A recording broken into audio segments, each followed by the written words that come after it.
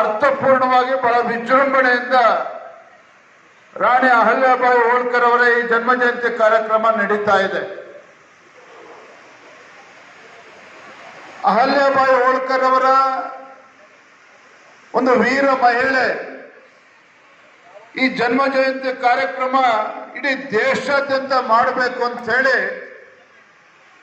ದೇಶದ ಹೆಮ್ಮೆಯ ಪ್ರಧಾನಮಂತ್ರಿ ನರೇಂದ್ರ ಮೋದಿಜಿ ಅವರ ಒಂದು ಅಪೇಕ್ಷೆ ಅಂತೆ. ರಾಷ್ಟ್ರೀಯ ಅಧ್ಯಕ್ಷ ಜಗತ್ ಪ್ರಕಾಶ್ ನಡ್ಡಾಜಿ ಅವರ ಅಪೇಕ್ಷೆ ಅಂತೆ ಬಹಳ ಯಶಸ್ವಿಯಾಗಿ ನಡೀತಾ ಇದೆ. ಇವತ್ತು ನೆಲಮಂಗಲದಲ್ಲೂ ಕೂಡ ಬಹಳ ಯಶಸ್ವಿಯಾಗಿ ಕಾರ್ಯಕ್ರಮ ನಡೀತಾ ಇದೆ. ಯಾತಕ್ಕೋಸ್ಕರ ಇವತ್ತು ಅಹಲ್ಯಾಬಾಯಿ ಅವರನ್ನು ನೆನ್ಪು ಮಾಡ್ಕೋಬೇಕು.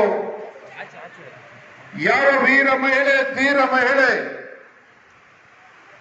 ಚಿಕ್ಕ ವಯಸ್ಸಿನಲ್ಲೇ ಮದುವೆ ಮಾಡಿ ಆದ್ಮೇಲೆ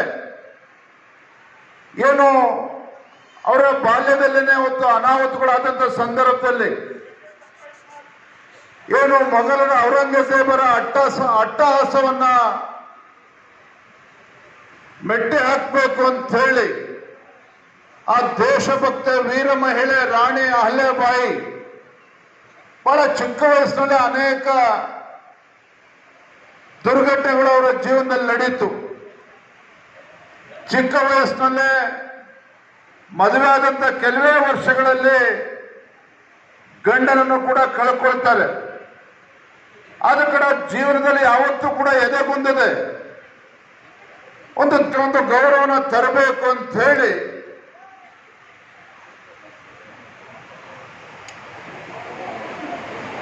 ತಮ್ಮ ಜೀವನದುದ್ದಕ್ಕೂ ಕೂಡ ಹೋರಾಟವನ್ನು ಮಾಡಿ ನಾರಿ ಶಕ್ತಿನ ಬೆಳೆಸಬೇಕು ಅಂತ ಹೇಳಿ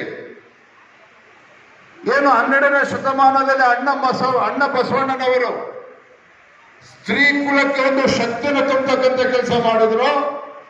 ಆ ತಾಯಂದ್ರಿಗೆ ಒಂದು ಶಕ್ತಿನ ತುಂಬಿ ಒಂದು ಸೇನೆಯನ್ನ ಕಟ್ಟಿ ಇವತ್ತು ಔರಂಗಜೇಬನ್ನ ಮಟ್ಟ ಆಗ್ತಕ್ಕಂಥ ಕೆಲಸವನ್ನ ಕೂಡ ಅವರ ನೇತೃತ್ವದಲ್ಲಿ ಆಯಿತು. ನಾವಿವತ್ತು ಮೊನ್ನೆ ವಿಧಾನಸೌಧದಲ್ಲಿ ಮಾತನಾಡ್ತಾ ಕಾಂಗ್ರೆಸ್ ಸರ್ಕಾರದ ವಿರುದ್ಧ ನಾವು ವಿಧಾನಸೌಧದಲ್ಲಿ ನಾವು ಚರ್ಚೆನ ಮಾಡ್ತಾ ಇದ್ವಿ. ಹಿಂದೆ ರಾಜ್ಯದ ಮುಖ್ಯಮಂತ್ರಿಗಳು ಸನ್ಮಾನ್ಯ BS ಯಡಿಯೂರಪ್ಪನವರು ಈ ರಾಜ್ಯದಲ್ಲಿರ್ತಕ್ಕಂಥ ತಾಯಂದಿರಿಗೆ ರಾಜ್ಯದಲ್ಲಿ ಇವತ್ತೇನೋ ಬಡವರ ಮನೆಯಲ್ಲಿ ಹೆಣ್ಮಗು ಹುಟ್ಟಿದ್ರೆ ಶಾಪ ಅಂತ ಹೇಳಿ ಬಡವರ ಮನೆಯಲ್ಲಿ ಹೆಣ್ಮಕ್ಳು ಕಣ್ಣೀರು ಸುರಿಸ್ತಾ ಇದ್ರು.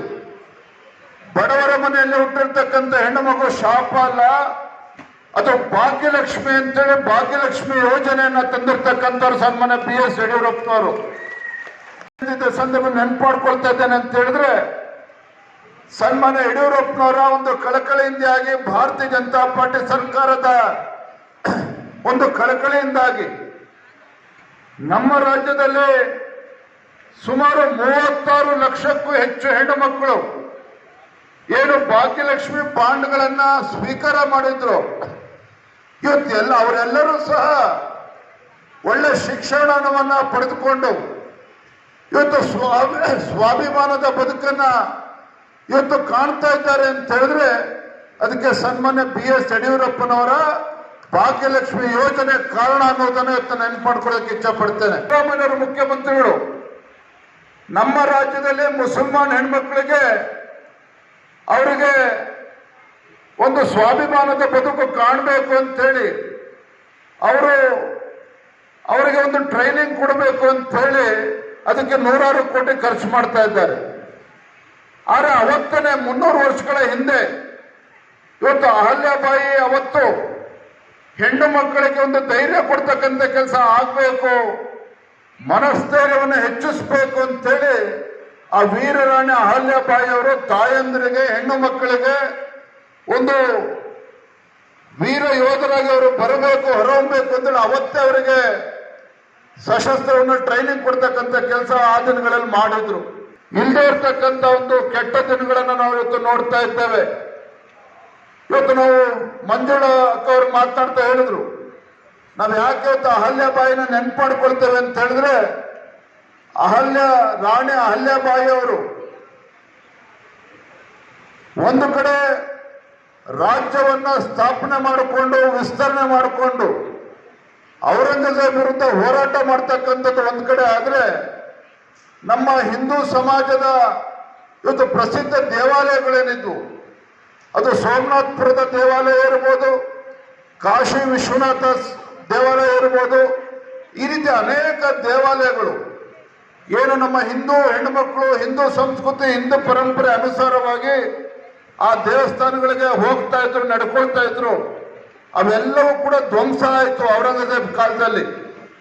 ಆದರೆ ಅವೆಲ್ಲವೂ ಕೂಡ ಮರು ಪ್ರತಿಷ್ಠಾಪನೆ ಆಗಿರ್ತಕ್ಕಂಥದ್ದು ಅಹಲ್ಯಾಬಾಯಿ, ವೀರರಾಣಿ ಅಹಲ್ಯಾಬಾಯಿ ಅವರ ನೇತೃತ್ವದಲ್ಲಿ ಆ ದೇವಸ್ಥಾನಗಳು ಪ್ರತಿಷ್ಠಾಪನೆ ಮರು ಪ್ರತಿಷ್ಠಾಪನೆ ಆಗಿತ್ತು ಅನ್ನೋದನ್ನ ನಾವು ಈ ಸಂದರ್ಭದಲ್ಲಿ